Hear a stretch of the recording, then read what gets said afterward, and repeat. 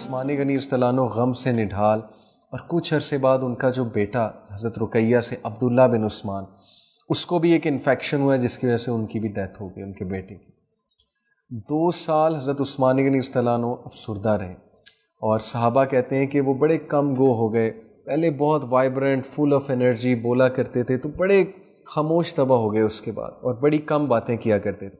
تو اللہ کے نبی صلی اللہ علیہ وسلم نے ایک بار پوچھا عثمان غنی رضی اللہ عنہ سے، he said کہ یا عثمان what's the matter، عثمان کیا بات ہے، آپ مجھے بتائیں، مجھ سے شیئر کریں۔ look at the this اس کو میں کیا کہوں، محبت کہوں نبی اکرم صلی اللہ علیہ وسلم کی، اپنے کمپیننز کے ساتھ اٹیچمنٹ، سینسٹیوٹی، اور being there for them as a leader. This is what leaders do, being there for their people and asking them کہ is everything all right. تو عثمان غنی کو کہا کہ عثمان کیا بات ہے، آپ بڑے چپ چپ رہتے ہیں، بڑے افسردہ رہتے ہیں، لیٹ می نو کیا بات ہے۔ عثمان غنی رضی اللہ عنہ نے کہا کہ یا رسول اللہ بیکاز آف 2 reasons۔ تو اللہ کے نبی نے کہا مجھے بتائیں کیا ریزنز ہیں۔ تو عثمان غنی رضی اللہ عنہ نے کہا 1 the death of Ruqaiya, it has hit me because he really loved her، اور دوسرا کہا کہ and another one۔ رسول اللہ نے کہا what's the other one، دوسری ریزن کیا ہے؟ عثمان غنی رضی اللہ عنہ نے کہا کہ I used to have a relation with you، میرا آپ کے ساتھ ایک ریلیشن تھا، میں آپ کا داماد تھا، میں آپ کی فیملی کا حصہ تھا، اب میں نہیں ہوں۔ یہ چیز مجھے بہت دکھ دیتی ہے، یہ چیز مجھے اندر ہی اندر کھائے جا رہی ہے کہ I am no more related to you۔ Allah Akbar. And at that moment جبرائیل علیہ السلام he came with وحی، اور جبرائیل علیہ السلام نے اللہ کے نبی صلی اللہ علیہ وسلم کو اللہ کا میسج دیا کہ عثمان غنی رضی اللہ عنہ سے اپنی دوسری بیٹی کی آپ شادی کریں۔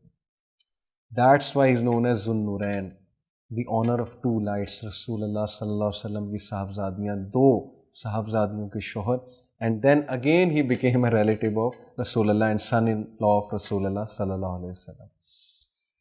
My dear youngsters، یہ محبت تھی صحابہ کی رسول اللہ کے ساتھ۔ کیا ہماری یہ محبت ہے؟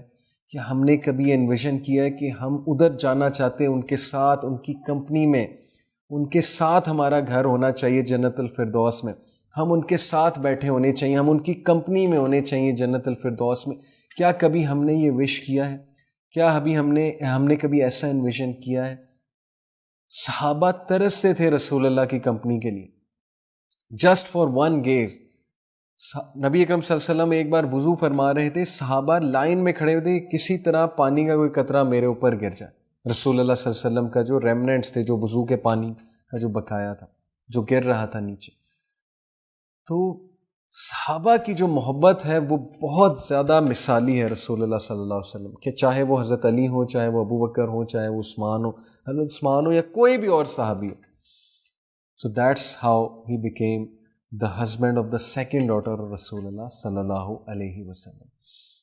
اور پھر جب وہ خلیفہ بنے، فتنے کا دور آیا، اور ظاہر ہے کہ بہت سے ان پہ الزامات بھی لگائے منافقین نے، اور پھر وہ بہت دردناک واقعہ عثمان غنی رضی اللہ عنہ کے ساتھ جو کیا، خارجیوں نے، منافقین نے کس بے دردی سے انہیں شہید کیا، ایک بہت ہی افسوسناک واقعہ ہے اسلامک ہسٹری میں۔ اور اللہ کے نبی صلی اللہ علیہ وسلم کا ویژن دکھایا اللہ سبحانہ تعالیٰ نے عثمان غنی کو۔ Imagine the man he was reciting the Quran, انہوں نے اپنے آپ کو گھر میں سیج کر لیا، اگر چاہتے تو آرمی ریز کرتے، تلوار اٹھا کے ان کے خلاف لڑتے، خارجیوں کے خلاف، لیکن look at the beauty and the character of the man and the modesty, کہ ہی وانٹیڈ کہ مسلمانوں میں زیادہ پھوٹ نہ پڑے اور فتنہ نہ پھیل جائے، اور کہیں ہماری اپنی ہی جڑیں ویک نہ ہو جائیں، تو he was there to even sacrifice himself, کہ نہیں، میں یہ پیغام دینا چاہتا ہوں کہ یونٹی میٹرز، یونٹی سب سے زیادہ اولین ہے۔ تو انہوں نے آرمی ریز نہیں کی، ہی واز دیئر۔ اور عثمان غنی رضی اللہ عنہ روزے کی حالت میں تھے، قرآن مجید پڑھ رہے تھے، جس بے دردی سے ان کی انگلیاں پہلے کاٹی گئیں، اور جس بدبخت نے وہ تلوار چلائی تھی۔ عبداللہ بن مبارک ایک سلف ہے، اور وہ لکھتے ہیں کہ ایک بار حج کے موقع پہ میں نے ایک شخص کو دعا کرتے دیکھا، عبداللہ بن مبارک نے۔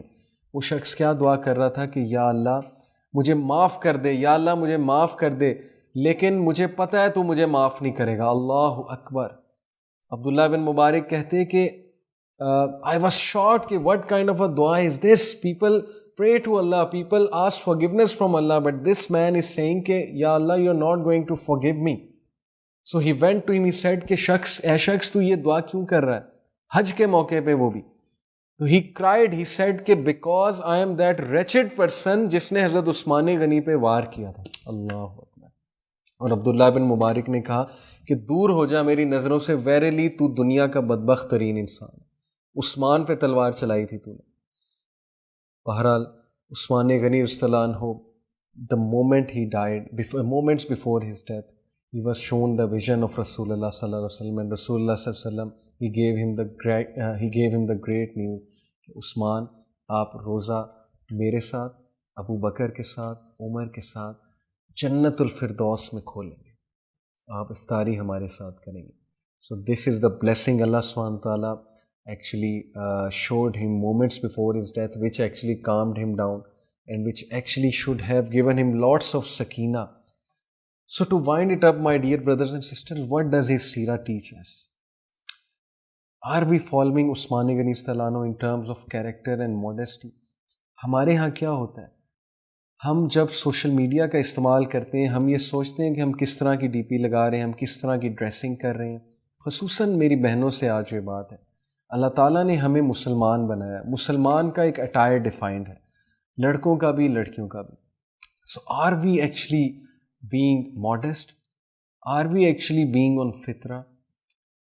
یقین کیجئے آج ڈریسنگ پہ بات کرنا ایک جرم بن گیا، آج ماڈیسٹی کا درس دینا ایک جرم بن گیا. People make fun of people who talk about dressing, who talk about modesty, who give a lecture on حیا. اتنا ظلم، اتنے ہم بدبخت ہو گئے. ویسٹ میں سپر ماڈلز اسلام قبول کر کے حجاب کر رہی ہیں، ان کو بھی پتہ ہے کہ اسلام کا سمبل ڈریسنگ کا حجاب ہے. ویسٹ میں جتنی مسلمان عورتیں وہ حجاب کرتی ہیں، سر پہ سکارف لیتی ہیں، انہیں بھی پتہ ہے کہ یہ اسلام کی ڈریس کوڈ یہ ہے عورت کا. سملرلی جو میلز ہیں وہ اونچے لباس نہیں پہنتے ہیں، نظروں کو جھکاتے ہیں، میلز پہ بھی بہت ذمہ داری عائد ہے. It goes both sides. Are we actually following it, especially in this age of social media? Next time you put on a D P, keep this in mind کہ you have to take care کہ modest picture ہو. یا پہلی تو بات sisters اگر ہیں تو پکچر میرے نزدیک تو لگانی ہی نہیں چاہیے. بردرز کی جہاں تک بات ہے تو پھر اس میں بھی ماڈسٹی کا ایلیمنٹ ہونا چاہیے.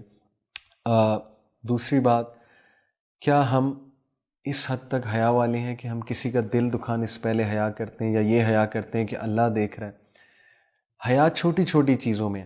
کیا ہم گھر میں جب پانی پیتے ہیں گلاس سے تو ہم میں اتنی حیا ہے کہ اس گلاس کو دھو کر رکھ دیں، ہمارا جھوٹا گلاس کوئی نہ پیے؟ کیا ہم میں اتنی حیا ہے کہ کسی پبلک واش روم میں ہم جا رہے ہیں تو وہاں کوئی ظاہر ہے اتنا زیادہ گند نہ مچائیں اور واش روم کو صاف کر کے نکلیں؟ یہ بھی حیا میں آتا ہے.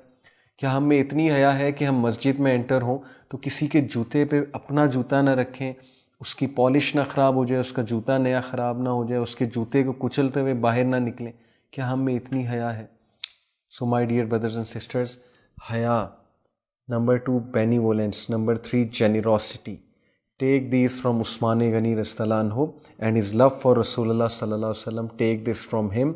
I hope that this lecture was beneficial to you. Inshallah, see you in the next episode. Till then, take care. Jazakallahu khair. Assalamu alaikum wa rahmatullahi wa barakatuh.